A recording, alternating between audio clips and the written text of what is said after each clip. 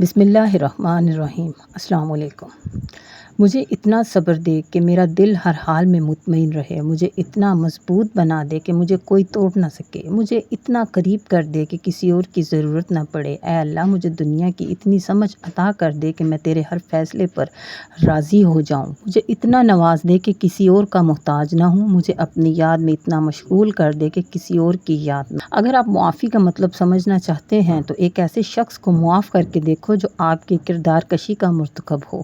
اگر تم حق پر ہو تو کسی سے کچھ نہ ثابت کرو، وقت خود ثابت کرے گا۔ آپ کسی کے لیے تب تک اچھے ہیں جب تک کہ اس کو آپ سے مطلب ہو۔ چیزوں کی اہمیت نہیں ہوتی، وہ کبھی نہ کبھی مل ہی جاتی ہیں، صرف انسان ہے جس کا نعم البدل نہیں ہوتا۔ ہر عمل کا رد عمل ہوتا ہے، لیکن منافق معصوم بن کے صرف رد عمل بتاتے ہیں اور ہمدردیاں سمیٹتے ہیں۔ عمل بتانے سے ان کا اپنا مکروہ چہرہ سب کے سامنے آ جاتا ہے۔ اولاد کے لیے دعا۔ اے اللہ، میری اولاد کو صحت تندرستی والی زندگی عطا فرما۔ یا اللہ، میری اولاد کو زندگی کے ہر امتحان میں کامیابی عطا فرما۔ یا اللہ، میری اولاد کے نصیب میں خوشیاں اور آسانیاں عطا فرما۔ یا اللہ، میری اولاد کو میرے حق میں بہتر اور سرخرو کرنے والی نعمت بنا دے۔ ہمیشہ یاد رکھی جانے والی چیز ہمارے دشمن کا ظلم نہیں بلکہ ہمارے اپنوں کی خاموشی ہوتی ہے۔ اے اللہ، آسانی عطا فرما، پھر آسانی، پھر آسانی اور پھر آسانی، اور پھر میرے دل کو سکون دے جس کے حال سے تیرے سوا کوئی واقف نہیں۔ اگر زندگی میں خوش رہنا چاہتے ہو تو کسی بھی جملے کو اپنی ذاتی توہین نہ سمجھے بلکہ بولنے والے کی کم ظرفی سمجھ کر آگے بڑھ جائیں۔ قربانی وہاں دینی چاہیے جہاں اس کی ضرورت ہو۔ دوپہر کے وقت چراغ جلانے سے اندھیرا ختم نہیں ہوتا بلکہ چراغ ختم ہو جاتا ہے۔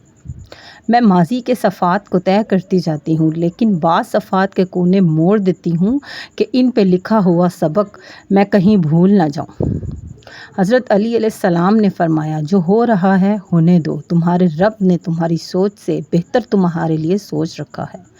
جب تھک جاؤ تم دنیا کی محفلوں سے تو آواز دینا، ہم اکثر اکیلے رہتے ہیں۔ صبر کے کچھ گھونٹ اتنے کڑوے ہوتے ہیں کہ پوری زندگی کی مٹھاس آپ سے چھین لیتے ہیں۔ شروع دن سے ہی جو راستے مجھے پسند نہ تھے وہاں سے روز گزارا ہے زندگی نے مجھے۔ اس شخص پر کبھی یقین نہ کرو جو اپنی پریشانیاں تو تمہیں بتاتا ہے مگر اپنی خوشیاں ہمیشہ تم سے چھپا کر رکھتا ہے۔ اشفاق احمد صاحب کہتے ہیں کہ جو لوگ زندگی کے مشکل ترین لمحات کی کڑواہٹ کو برداشت کر کے بھی کڑوے نہیں ہوتے، زندگی انہی لوگوں کی وجہ سے خوبصورت لگتی ہے۔ ایسے شخص کی تلاش نہ کریں جو آپ کے تمام مسائل حل کر دے بلکہ اس شخص کو تلاش کریں جو آپ کو تنہا ان کا سامنا نہ کرنے دے۔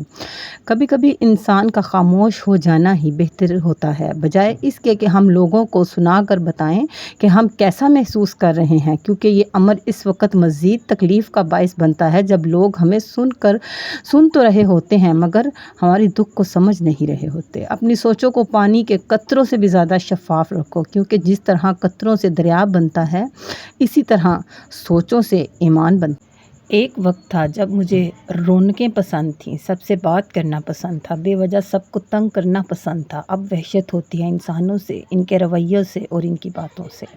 کچھ لوگ اپنی آدھی زندگی پڑھنے میں گزار دیتے ہیں اور سیکھتے کیا ہیں؟ صرف دوسروں کو نیچا دکھانا۔ عورت کی سب سے بڑی خوبصورتی اور کمال یہ ہے کہ وہ دین اور دنیا کے تعلیم اور زیور سے آراستہ ہو، ہر موضوع پر گفتگو کا ہنر رکھتی ہو اور اپنی حدود جانتی ہو اور دوسروں کو بھی ان کی حد بتانے کی جرات رکھتی ہو۔ اگر آپ کسی سے یہ توقع رکھتے ہیں کہ وہ آپ کے ساتھ اچھا رہے گا کیونکہ آپ اس کے ساتھ اچھے ہیں تو یہ بالکل اسی طرح ہے کہ جس طرح شیر آپ کو نہیں کھائے گا کیونکہ آپ بھی شیر کو نہیں کھاتے۔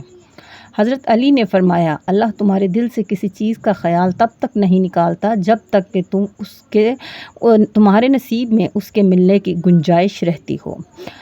عورت کی قسمت کا انحصار اس کی تعلیم یا خوبصورتی پر نہیں بلکہ اس کی زندگی میں آنے والے مرد پر ہوتا ہے۔